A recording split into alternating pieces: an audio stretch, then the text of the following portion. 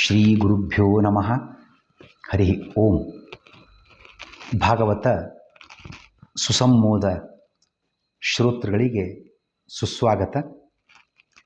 ಹಿಂದೆ ನಾವು 12ನೇಯ ಎಪಿಸೋಡ್ನಲ್ಲಿ ಸುಮಾರು 396 ಪ್ರಶ್ನೆಗಳವರೆಗೆ ಚಿಂತನೆಯನ್ನು ನಡೆಸಿದ್ದೇವೆ.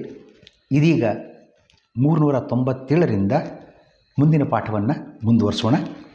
ಹಿಂದೆ ವೇದದಲ್ಲಿ ಛಂದಸ್ಸುಗಳು 7 ಬಗೆಯಾಗಿವೆ ಅಂತ ಪ್ರಸ್ತಾಪ ಆಯಿತು. ಅವುಗಳ ಲಕ್ಷಣ ಏನು ಅಂತ ನೋಡೋದಾಗಿದ್ದರೆ, ಉತ್ತರೋತ್ತರ ಛಂದಸ್ಸುಗಳಲ್ಲಿ 4 ಅಕ್ಷರಗಳ ಹೆಚ್ಚಳವಿದೆ. ಗಾಯತ್ರಿ ಇದು ಪ್ರಾರಂಭದ್ದು, ನಾವು ಲೆಕ್ಕ ಹೇಳುವಾಗ ಗಾಯತ್ರಿ, ಉಷ್ಣಿಕ್, ಅನುಷ್ಟುಪ್, ಬೃಹತಿ, ಪಂಕ್ತಿ, ತ್ರಿಷ್ಟುಪ್, ಜಗತಿ 7 ಛಂದಸ್ಸುಗಳಿವೆ. ಗಾಯತ್ರಿ ಮೊದಲನೆಯದು 24 ಅಕ್ಷರ. ಇದರ ಮುಂದಿನದ್ದು ಉಷ್ಣಿಕ್ 28 ಅಕ್ಷರ. ಹೀಗೆ ಉತ್ತರೋತ್ತರ 4 ಅಕ್ಷರ ಹೆಚ್ಚಳ ಆಗ್ತಾ ಹೋಗ್ತದೆ. ಹೀಗೆ ಮುಂದಿನದರಲ್ಲಿ 4 ಅಕ್ಷರಗಳಲ್ಲಿ ಹೆಚ್ಚಳವಿದೆ. ಇದಲ್ಲದೆ ಅಷ್ಟಿ, ಅತ್ಯಷ್ಟಿ ಮುಂತಾದ ಛಂದಸ್ಸುಗಳು ವೇದದಲ್ಲಿ ಕಂಡುಬರುತ್ತವೆ. ಈ ಛಂದಸ್ಸುಗಳ ಅಭಿಮಾನಿ ದೇವತೆಗಳು ಇದ್ದಾರೆ, ಅದನ್ನು ತಿಳಿಯಬೇಕು. ಗಾಯತ್ರಿಯ ಅಭಿಮಾನಿ ದೇವತೆ ಯಾರು? ಲಕ್ಷ್ಮಿ, ಸರಸ್ವತಿ, ಭಾರತಿ, ಗರುಡ, ಸ್ವಾಹಾದೇವಿಯರು. ಉಷ್ಣಿಕ್ ಛಂದಸ್ಸಿನ ಅಭಿಮಾನಿ ದೇವತೆ ಸಂಜ್ಞಾದೇವಿ. ಅನುಷ್ಟುಪ್ ಸರಸ್ವತಿ, ರೋಹಿಣಿ. ಬೃಹತಿ ಛಂದಸ್ಸಿನ ಅಭಿಮಾನಿನಿ ಲಕ್ಷ್ಮಿ, ಸರಸ್ವತಿ, ಭಾರತಿ, ಗರುಡ, ತಾರಾ ಬೃಹಸ್ಪತ್ಯಾಚಾರ್ಯರ ಪತ್ನಿ.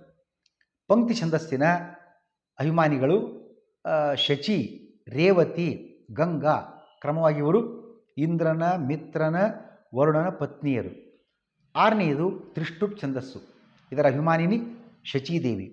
ಕೊನೆಯದಾಗಿ ಜಗತಿ ಛಂದಸ್ಸು.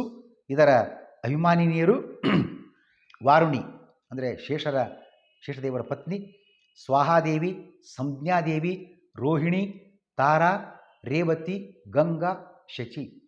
ಈ ಅಭಿಮಾನಿ ದೇವತೆಗಳನ್ನು ತಿಳಿಯದೆ ಯಾಗಾದಿ ಕಾರ್ಯವನ್ನು ನಡೆಸಿಬಿಟ್ರೆ ನರಕವೇ ಗತಿ. ಅಷ್ಟು ಪಾಪ ಹೇಳಿದ್ದಾರೆ. ಹಾಗಾದ ಜ್ಞಾನ ಅತ್ಯಂತ ಅವಶ್ಯ. ತ್ರಿವಿಧ ಭಾಷೆ ನಾವಾಗಲೇ ನೋಡಿದ್ವಿ. ಸಮಾಧಿ, ದರ್ಶನ, ಗುಹ್ಯ ಅಂತ. ಇದನ್ನು ಮಲ್ಟಿಪಲ್ ಮಾಡಲಿಕ್ಕೆ ಬರ್ತದೆ. ಇದನ್ನು ಗುಣಿಸಿದಾಗ ಎಷ್ಟು ಪ್ರಕಾರವಾಗುತ್ತವೆ? 81 ಪ್ರಕಾರಗಳಾಗುತ್ತವೆ. ನೋಡ್ರಿ, ಮೊದಲೇ 3 ಭಾಷೆ ಅರ್ಥ ಆಗೋದಿಲ್ಲ.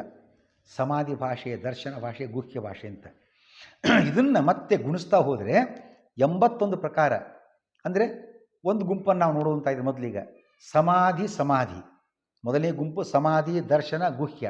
ಇದರ ವಿವರಣೆ ಪುಸ್ತಕದಲ್ಲೆಲ್ಲ ಕೊಟ್ಟಿದೆ, ಅಲ್ಲಿ ಸ್ಪಷ್ಟವಾಗಿ ನೋಡ್ಕೊಳ್ಬೋದಾಗಿದೆ. ಒಂದು ಸ್ವಲ್ಪ ಸುಮ್ಮನೆ ಅಂದಾಜಿಗೋಸ್ಕರ ಹೇಳ್ತಕ್ಕಂಥ ಕ್ರಮ. ಸಮಾಧಿ 1ನೇ ಪ್ರಕಾರ. ಸಮಾಧಿ ದರ್ಶನ 2ನೇ ಪ್ರಕಾರ ಇದೆಯಲ್ವಾ. ಗುಹ್ಯ 3ನೇ ಪ್ರಕಾರ. ಸಮಾಧಿ ಗುಹ್ಯ.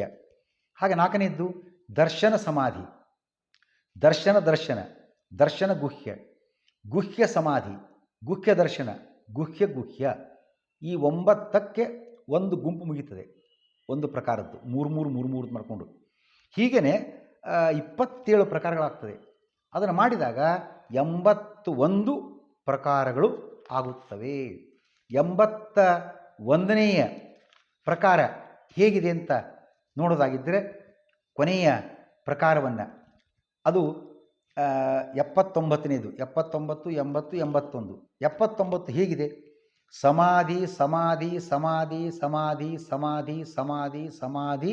ಗುಹ್ಯ ಸಮಾಧಿ. ಇದು 79ನೇ ಪ್ರಕಾರ. ಅದರಂತೆ ಮುಂದೆ 80ನೇ ಪ್ರಕಾರ ಸಮಾಧಿ ದರ್ಶನ 81ನೇಯ ಕೊನೆಯ ಪ್ರಕಾರ. ಸಮಾಧಿ ಗುಹ್ಯ ಗುಹ್ಯ. ಹೀಗೆ ಈ 3 ಪ್ರಕಾರ ಸಮಾಧಿ, ದರ್ಶನ, ಗುಹ್ಯ ಭಾಷೆಗಳೇ ಬೇರೆ ಬೇರೆ ಕ್ರಮದಲ್ಲಿ ಚಿಂತನೆ ಮಾಡಿದಾಗ 81 ಪ್ರಕಾರವಾಗುತ್ತವೆ. ಇದಕ್ಕೆ ಆಧಾರ ಏನು? ಗುಹ್ಯ ದರ್ಶನ ಅನ್ನುವ ಭಾಷಾವ್ಯ ಗ್ರಂಥದಲ್ಲಿ ಈ ವಿವರವನ್ನು ನಾವು ಕಾಣಬಹುದಾಗಿದೆ. ರೀತೀನಾಂ ಶತಮೇವ ಚ ಅಂತ ಮಾತು ಬಂತು. 100 ರೀತಿಗಳು ಅಂತ. ರೀತಿ ಅಂದ್ರೇನು? ವಿಷಯ ವಿವರಣೆಯ ಒಂದು ಪ್ರಕಾರ ಅಂತ ಅರ್ಥ. ವಿಷಯ ನಿರೂಪಣೆಯ ಒಂದು ಪ್ರಕಾರ. ಇಂಥ ರೀತಿ 100 ಪ್ರಕಾರದಲ್ಲಿವೆ. ಅದರಲ್ಲಿ ಪ್ರಮುಖ ರೀತಿಗಳು ಯಾವುವು? ವೈದರ್ಭಿ, ಗೌಡಿ, ಪಾಂಚಾಲಿ, ಅಪ್ರಸಿದ್ಧ ಪದಗಳ ಬಳಕೆ, ಅದು ಒಂದು ಪ್ರಕಾರ. ಸಂಧಿ ಮಾಡದೇ ಇರೋದು, ವ್ಯಾಕರಣ ದೃಷ್ಟಿ ಸಂಧಿ ಆಗಬೇಕಲ್ಲಿ, ಸಂಧಿ ಆಗಿರೋದಿಲ್ಲ, ವಿಭಕ್ತಿಯ ಲೋಪ ಆಗಿರ್ತದೆ, ಮುಂತಾದವು ಪ್ರಮುಖ ರೀತಿಗಳಾಗಿವೆ. ಇವುಗಳ ವಿವರವೇನು? ಮೃದು ಪದ ಅಕ್ಷರಗಳಿರುವುದು ವೈದರ್ಭಿ ರೀತಿ. ವಾಯ ವಾಯ ಹಿ ದರ್ಶತ ಇಮೇ ಸೋಮ ಅಂತ ಹೇಳ್ತೀವಿ. ಅಲ್ಲಿ ವಾಯ ವಾಯ ಹಿ ದರ್ಶತ ಸಿಂಪಲ್ ಲೆಟರ್ಸ್, ಸರಳ ಅಕ್ಷರಗಳು. ಹಾಗಾಗಿ ಮೃದು ಪದ ಅಕ್ಷರಗಳಿರತಕ್ಕಂಥದ್ದನ್ನು ವೈದರ್ಭಿ ರೀತಿ ಕರಿತೇವೆ. ಸ್ವಲ್ಪ ಕಠೋರ ಶಬ್ದ ಪದಾಕ್ಷರ ಇರತಕ್ಕಂಥದ್ದನ್ನು ಗೌಡಿ ರೀತಿ ಕರೀತಾರೆ. ಉದಾಹರಣೆ ನೋಡುವಂತಾಗಿದ್ದರೆ ಸಣ್ಣೇವ ಜರ್ಭರಿ ತುರ್ಭರಿ, ಜರ್ಭರಿ ತುರ್ಭರಿ ಅಂತ ಹೇಳುವಾಗ ಶಬ್ದವೇ ಏನೋ ಭರಭರ ಅಂಥೇಳಿ ಜಡ ಕಠಿಣ ಆ ಕಲ್ಪನೆ ಬಂದುಬಿಡ್ತದೆ. ಕಠೋರ ಪದಾಕ್ಷರ ಇರತಕ್ಕಂಥದ್ದು ಗೌಡಿ ರೀತಿ. ಇನ್ನು ವ್ಯತ್ಯಾಸಾದಿ 7 ಪ್ರಭೇದಗಳು ಉಂಟು. ಯಾವುದದು? ವ್ಯತ್ಯಾಸ, ಪ್ರಾತಿಲೋಮ್ಯ, ಗೋಮೂತ್ರಿ, ಪ್ರಹಸ, ಉಕ್ಷಣ, ಸುಧುರ, ಸಾಧು. ಇವು ವ್ಯತ್ಯಾಸಾದಿ 7 ಪ್ರಭೇದಗಳಿವೆ. ಇವನ್ನು ತಿಳಿಬೇಕು, ಅಂದರೆ ವೇದ ಅರ್ಥ ಆಗ್ತದಿಲ್ಲ, ಅರ್ಥ ಆಗುವುದಿಲ್ಲ.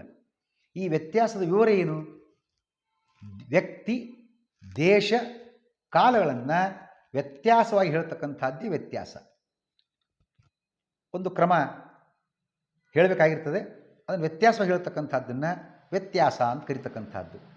ಉದಾಹರಣೆ ನೋಡುವಂತಾಗಿದ್ದರೆ ಬ್ರಹ್ಮಾಂಡ ಪುರಾಣದಲ್ಲಿ ಈ ಮಾತು ಬರ್ತಾ ಇದೆ. ವ್ಯತ್ಯಾಸೋ ಪುರುಷ ವ್ಯತ್ಯಾಸ ಮಾಡಿ ಕಥಾ ನಿರೂಪಣೆಗೆ ಸಾಂತ್ವಯನ್ ಎಂಬುದು ಉದಾಹರಣೆ ಆಗ್ತಾ ಇದೆ. ಅಲ್ಲಿ ಕೃಷ್ಣ ದ್ರೌಪದಿ ಹೇಳ್ತಾನೆ, 100 ಜನ ಕೌರವರು ಅರ್ಜುನನಿಂದ ಹತರಾಗುವುದನ್ನು ನಾನು ನಿನಗೆ ತೋರಿಸ್ತೇನೆ ಅಂತ ಕೃಷ್ಣ ದ್ರೌಪದಿಯನ್ನು ಸಮಾಧಾನ ಪಡಿಸ್ತಾನೆ ಅಂತ ಉಂಟು. ಇಲ್ಲಿ ವಾಸ್ತವಿಕವಾಗಿ ವ್ಯತ್ಯಾಸ ಆಗಿದೆ. ಏನು? ಕೌರವರನ್ನು ಸಂಹಾರ ಮಾಡಿದನು ಭೀಮ, ಇಲ್ಲಿ ಭೀಮನ ಬದಲಾಗಿ ಅರ್ಜುನ ತನ್ನಲಾಗಿದೆ. ಇದು ವ್ಯತ್ಯಾಸ. ಹಾಗೆಯೇ ಹರಿವಂಶದ ಮಾತು ಬರ್ತಾ ಇದೆ. ಕೃಷ್ಣನು ಗೋಪರಿಂದ ಕೂಡಿ ಗಂಗಾ ತೀರದಲ್ಲಿ ವಿಹಾರ ಮಾಡಿದ್ದಾನೆ. ಹರಿವಂಶದ ಮಾತಿದು. ಇಲ್ಲಿ ಕೃಷ್ಣ ವಿಹಾರ ಮಾಡಿದ್ದು ಯಮುನಾ ತೀರದಲ್ಲಿ. ಅದು ಯಮುನಾ ತೀರದ ಬದಲಾಗಿ ಗಂಗಾ ತೀರ, ದೇಶ ವ್ಯತ್ಯಾಸ ಅಂದರೆ ಸ್ಥಳ ವ್ಯತ್ಯಾಸ. ರಾಮನು ಕೃತಯುಗದಲ್ಲಿ ರಾವಣನನ್ನು ಕೊಂದನು, ಇದು ಮಾರ್ಕಂಡೇಯ ಪುರಾಣದ ಮಾತಿದು. ಇಲ್ಲಿ ರಾವಣನನ್ನು ಕೊಂದದ್ದು ರಾಮ ತ್ರೇತಾಯುಗದಲ್ಲಿ, ತ್ರೇತಾಯುಗದ ಬದಲಾಗಿ ಕೃತಯುಗ ಎಂದಿರುವುದು ಕಾಲ ವ್ಯತ್ಯಾಸ. ರಾಮನು ಕಂಸನನ್ನು ಕೊಂದು ಮಥುರೆಯನ್ನು ರಕ್ಷಿಸಿದನು ಅನ್ನುವ ಮಾತಿನಲ್ಲಿ ಕಥಾ ವ್ಯತ್ಯಾಸ. ಕಂಸನನ್ನು ಕೊಂದವನು ಕೃಷ್ಣ, ಅದು ಎಲ್ಲರಿಗೂ ಗೊತ್ತಿರೋ ಸಂಗತಿ. ಕಥಾ ವ್ಯತ್ಯಾಸ ಇಲ್ಲಿ ನೋಡ್ತಾ ಇದ್ದೇವೆ. ಹಾಗೆಯೇ ಹಿಂಸೆಯಲ್ಲಿ ತೊಡಗಿದ್ದರಿಂದ ಸಿಂಹಕ್ಕೆ ಹಿಂಸೆ ಅಂತ ಹೇಳಬೇಕಾಗಿತ್ತು, ಸಿಂಹ ಅಂತ ಕರಿತಾ ಇದ್ದಾರೆ, ಅಲ್ಲಿ ಅಕ್ಷರ ವ್ಯತ್ಯಾಸ. ಹೀಗೆ ದೇಶ, ಕಾಲ, ವ್ಯಕ್ತಿಗಳ ವ್ಯತ್ಯಾಸವನ್ನು ಹೇಳ್ತಕ್ಕಂಥದ್ದಕ್ಕೆ ವ್ಯತ್ಯಾಸದ ವಿವರ ಅಂತ ನಾವು ನೋಡಬಹುದಾಗಿದೆ. ಶ್ರೀಕೃಷ್ಣಾರ್ಪಣಮಸ್ತು.